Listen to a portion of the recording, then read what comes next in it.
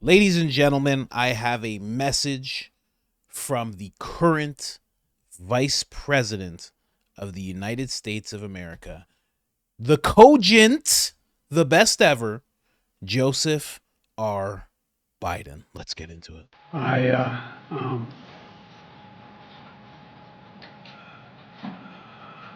Anyway, and I don't want to, well, maybe choose my words. I was just thinking, anyway, I just, look, I mean,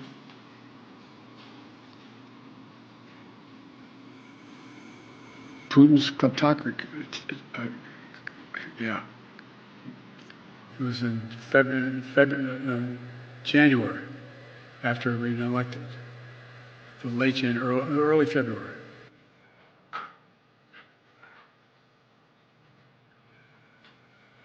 He said, it's not, we need, not just, well, I won't go into it. Here's what drives the driver in the states that are affected. Here's what you can do, the drivers. For two reasons. One,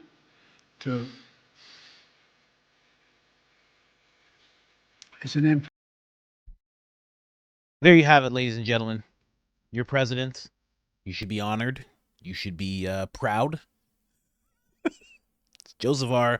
Biden right there. And what we're talking about in this episode is a very, I'm sure there's some laughs there a little bit, but this is a very odd story. Tucker Carlson's sitting down with a senator. This is not a podcaster. This is not a commentary person. This is somebody who served under Donald Trump, under Joseph R. Biden, under Barack Obama. This guy has been around for a long time. Senator Mike Lee. He has a couple of stories about Joseph R. Biden, about President Biden, and what it was like being around him in this whole cognitive decline. And it begs the question, how long have they known? They've known for years, for sure. But why didn't senators, congressmen, vice president, why has not anybody stepped in and corrected this? It's such a wild story. Let's get right into that real quick. The White House, did you know that Biden was impaired? Yes.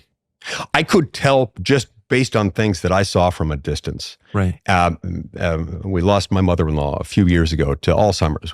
She had had the disease for nearly a decade. The doctors told us soon after she was diagnosed what sorts of things to watch for. And they said, you'll know that it's starting to get a lot worse when it starts to affect her posture and particularly her gait. When she starts shuffling, kicking her feet forward, yes, rather than walking in a fluid, smooth motion like she always has, you'll know that things are progressing quickly and that is an outward manifestation of what's going on inside of her mind. I saw that same gait and posture in President Biden during his first term in office. I don't remember exactly when it was in 2021 that I noticed that, but it was sometime during his first year. Now, obviously, there are other reasons why someone could have that happen, for sure, where it wouldn't necessarily be reflective of his cognitive decline. But then I saw plenty of reasons to believe there was cognitive decline happening as well. Yes. They kept him shielded not only from the public and from non-friendly press, but also from members of Congress. Now, remember, look, I've been in the Senate for 13 and a half years.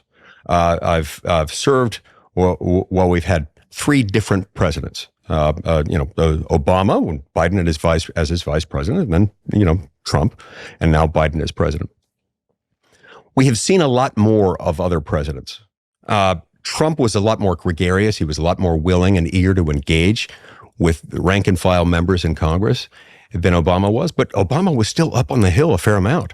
I mean, there was one time in particular, I remember walking in the basement of the Capitol. I was turning a corner and bumped right into President Obama. And we had a great little chat. Oh, Mike, good to see you. Let's talk soon about criminal justice reform. It was great. We'd run into him. He would call from time to time just to check in on things that we agreed on, projects that we were working on together. Trump, of course, was very active. Members of Congress could call him and get him on the phone very, very quickly. He was very engaging. With Biden, it hardly happens at all. Really? Like they shielded him from us. In some ways, my wife, I think this was in maybe the first half or the first quarter of 2022, went over to an event at the White House for Senate spouses, hosted by the First Lady, who was herself a longtime member of the Senate Spouses Organization. And while they were there, President Biden just kind of came wandering in. I think they were in one of the ballrooms. Kind of came wandering in. She said there was no Secret Service with him, no staff with him. He just kind of walked in. She said instinctively, I just said, "Oh, hello, Mr. President. It's good to see you." He asked her, "Do you work in the East Wing?" And she said, No, Mr. President, I'm Sharon Lee, Senator Mike Lee's wife. He swore me into the Senate twice, first in 2011, then in 2017, just before he left the vice presidency. And we had interacted with him a lot, and she thought that would take care of it. He looked confused, and moments later, he said, "Do you work in the West Wing?" And he was not quite there. Moments later, someone came up to one of the other Senate spouses, I think it was a Democrat, and had a phone in her hand and said, "Hey, my brother-in-law is a big fan. It's his birthday. Will you say hi to him?" This is Biden's signature move. He's really, really good at this. I remember when I first came to the Senate, and he would have dinner and other gatherings with senators.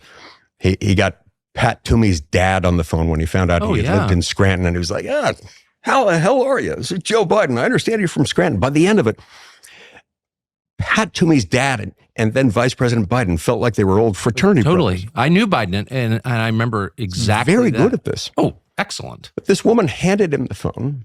It rang. The woman's brother-in-law answered, "Hello." And then he got a confused look on his face, held out the phone, hung it up, and handed the phone back. Now that for Joe Biden That's crazy. is very significant. Very significant. And this is sitting president of the United States. Yes.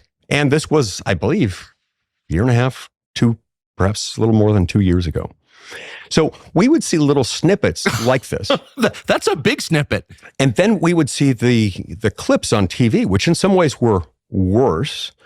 I'm still stunned that the media did everything that they could to minimize the significance of this, but still they were caught on camera. They were out there, and they just sort of didn't comment on it, as if we didn't say anything about it. It wasn't real.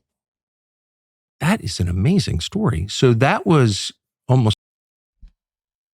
Wow. Jeez. Very, very terrifying, little funny. He just hung up the phone like that because he completely forgot who he was on the phone with, and just that was it. It's a little funny, but also very terrifying. I have another clip here, but just the fact that, they kept him shielded. How is that? I don't even understand how that's allowed.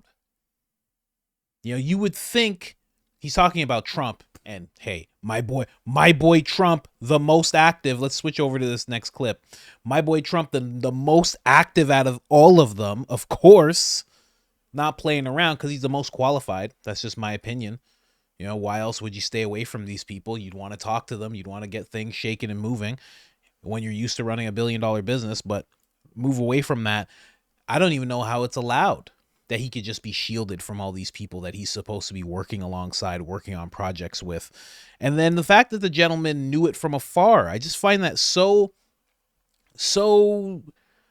distressing. How come this guy, Mike Lee, how come he didn't jump on the podcast sooner and say, this is what I'm seeing with the president?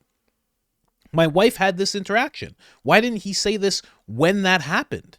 He should have jumped on some kind of show and said something and alerted the American people.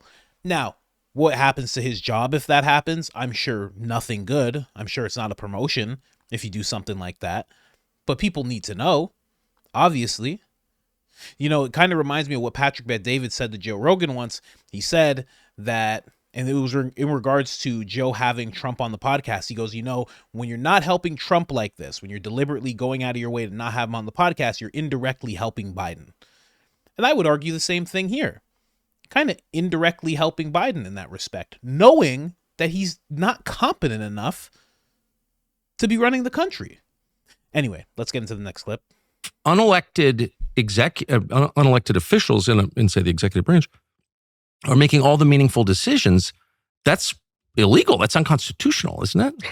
Yeah, especially considering the fact that the way the Constitution is set up, the President of the United States is the executive branch. Yes. With the exception of the Vice President, who has an independent status and set of responsibilities under the Constitution, but they're fairly narrow.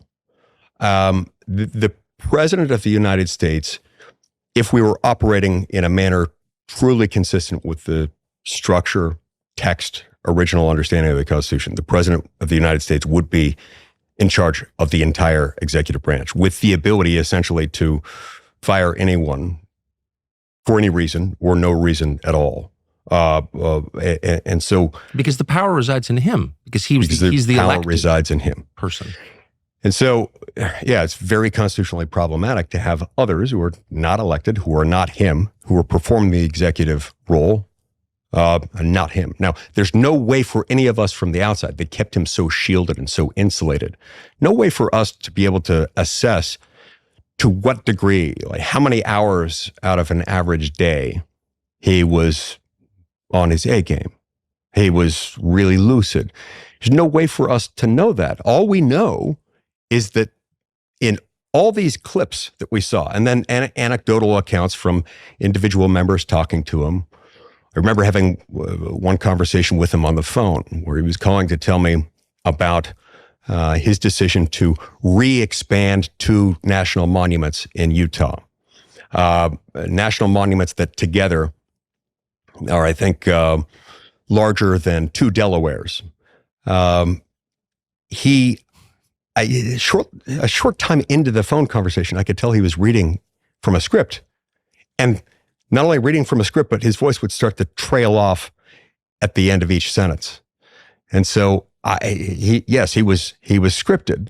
So when was that? I believe this was sometime perhaps in the fall of 2021. So right after he got elected. But I'm not sure. This one could have been in 2022.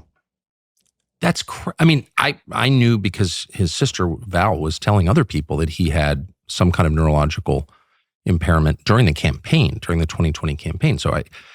But what's interesting and infuriating and scary is that someone had to write that script for him. So anyone who's writing a script for a boss to perform a phone conversation is obviously fully aware that that guy is impaired. Like, do you have scripts for phone conversations? Well, occasionally a U.S. senator will have a list of calls to make. Yeah. And the senator's staff might say, here's what you ought to cover here. Totally. This, and this. But the idea... Well, I get that, but I mean... But the idea there is to read that and then say, okay, that's the stuff I'm going to say. And have a colloquy. But you don't actually read from a script when you're having a phone conversation with a colleague or a counterpart in the House or something like that, because people can tell. There are all sorts of telltale signs that you're reading. The way we pronounce certain words, the word to in the middle of a sentence, spoken colloquial English, it's going to be more of a tuh than it is a to. You know, there are things like that that can signal I am reading from a script. And if you do that with a colleague or somebody that you have to interact with a lot, it's not going to be a trust building exercise. Well, if they can totally tell you nuts. I mean, but where does that leave us as citizens? Well, you as a senator, I mean, do we have a right to know what the hell is going on with our government? Who's running it? What's going on with Biden? Who knew? For how long? This is a massive charade. It's obvious now. The whole thing is fake. I mean, that's the conclusion that I'm reaching. Don't we have a right to know the details? Of course we do. Because we should be concerned, because this potentially affects our national security. This certainly affects all kinds of policy decisions.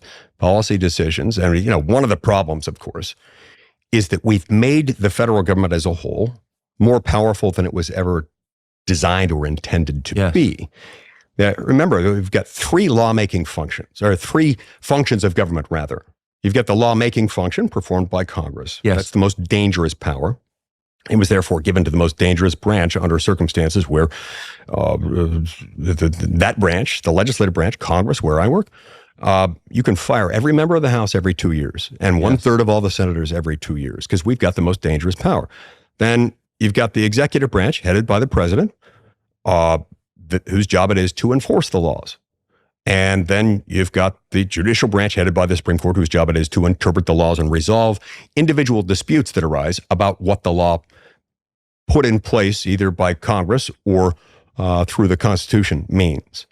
So legislative power is by far the most dangerous. But what's happened over the last 80 years or so, 85 years, basically since the New Deal era, Washington, D.C. got immensely more powerful, starting on April 12th, 1937. Bro, this guy went all the way back to 1937. What about you? You just said it's national security. And I like this guy. I think this guy's great. He's a great guest. He's very, very informative. Talks a lot about what you're hearing right now, structures of government. He's very open about it, very transparent. But at the same time, I wish Tucker would just ask the question, like, why didn't you say anything? Now, I understand that he's saying that there was no way to assess him, but that interaction with your wife, to me, is enough to get some people and say, hey, what's going on? Have you guys had anything like this? Have you experienced anything like this? This seems odd. And then to see what's going on TV and just be like, okay, this is getting very odd. I heard him talking to me on the phone. It was scripted. I know it was scripted. I could tell. He's asking my wife weird questions over again. He's forgetting minutes after she gives him the answer. None of that is enough to assess, or not even assess to the point where you're like, I want this guy out, but enough for you to assess that you think you know what's going on. I mean, I could show you that little minute of gaffes and you guys are like, huh, well, of course, this is the guy. His brain doesn't, it's so easy to come to the conclusion, but the people who are next to him, working alongside him, or should be working alongside him, are like, oh, it's very hard to figure it all out. Scripted calls, and then, who's running the country? And that's the bigger question. And Tucker touched on it a little bit, but I'm sure, he's an active senator, I guess he's not willing to go down that road, but who is running things? And that's the bigger question. Who's running the government? And I shouldn't say running the government. Who's doing the job that the president should be doing? Right? Because the government's very big and, the president doesn't run everything. It's very interesting. It's very terrifying because they kind of allowed it. There's a lot of senators who probably had these same interactions, these same inklings, and I think also, just talking about this, he was surprised that the media kind of did everything they could to make Joe seem fine. But again, arguably, people like him also did a little bit of that because they didn't get together and they didn't say anything. Even Sage Steele, who had a conversation with Joe Biden, she was talking about how it's all scripted, but she didn't decide to say that until she needed a huge piece of content after she was fired from ESPN. And then she comes forward and says the whole thing was scripted and he couldn't form sentences. Why didn't you say that when it happened? Why didn't this guy say that when it happened? There's so many people who just stood by. Imagine how much Kamala Harris saw. There's so many people who just stood by and they're just like, this is fine. Who's running things at this point? And is it that they're not coming forward while they're in these positions? Because is it the money? Is it the position of power? Or is it fear of what could happen to them? I don't know. But it's all weird. It's all very, very weird. Because obviously, he's not doing it all. No call for a cognitive test, nothing. Obviously, he's not the one doing things right now. So weird. So weird. Like even this happened recently. Check this out. This is Joe Biden. Basically, this is what happened. somebody here says, President Trump says repeatedly that he could have gotten these hostages out without giving anything in exchange. What do you say to that? Here's Joe Biden's answer with a little smile on his face. President Trump has said repeatedly that he could have gotten the hostages out without giving anything in exchange. What do you say to that? What do you say to President Trump now? Former president. Why didn't he do it when he was president? Sir, what a chance. Thank you guys. And he felt like he got him. He felt like, oh man, I'm finally gonna give him one. I'll show him my wits. These hostages were taken under his watch. He doesn't even know. He doesn't even know. That's how scripted it's all become. That somebody asks him a question about that, and he's, oh, well, why didn't Trump do it when he was president? The hostages that they're talking about weren't in existence then. Oh, man, it's so crazy. And I can't fully say what's on my mind, but I will say this is unacceptable. And it's unacceptable. That's all I'm going to really push it to. I don't want to say anything, incite anything, but it's very unacceptable that this is happening. And very, very interesting that this senator is willing to come forward, because even though I am saying that he could have came forward sooner and he could have actually done something about this, and they all could have got together and been like, we need cognitive tests. We need to see the president. We need to understand what's going on with him. They could have done that. I don't even want to talk about the other side. I don't want to be balanced in this whole thing. You should have done something. I don't want to be balanced. Not in this. Because this guy said it himself. It's an issue of national security. The person who is supposed to be in that position is not competent enough, and someone else, a group of people, is taking the reins of that position. Oh, man. Absolutely crazy. Anyways, like I said before, this is actually a great episode. Senator Mike Lee, he is very informative, although I said all these things about him just now. He does seem pretty good. He does a pretty good Biden impression, pretty good Obama impression, and even a good Trump impression as the episode goes on. Again, very transparent guy. Wish he had the cojones to step up, the chutzpah, maybe. Wish he had that to step up when it actually did happen. But anyway, just as a podcast, this is actually a great interview. You guys should check it out. It's very, very informative. They touch on all sorts of things. I'm going to bring you some more clips. They touch on the hostility towards Christianity, failed leadership class. They touch on how to fix the problems. The progressive's dream. They touch on a whole bunch of things. It's really cool. Anyways, guys, like, subscribe, and let me know what you think in the comments. What do you think's going on? Who's running things? Like, subscribe, turn on the notifications. Other than that, I'm out.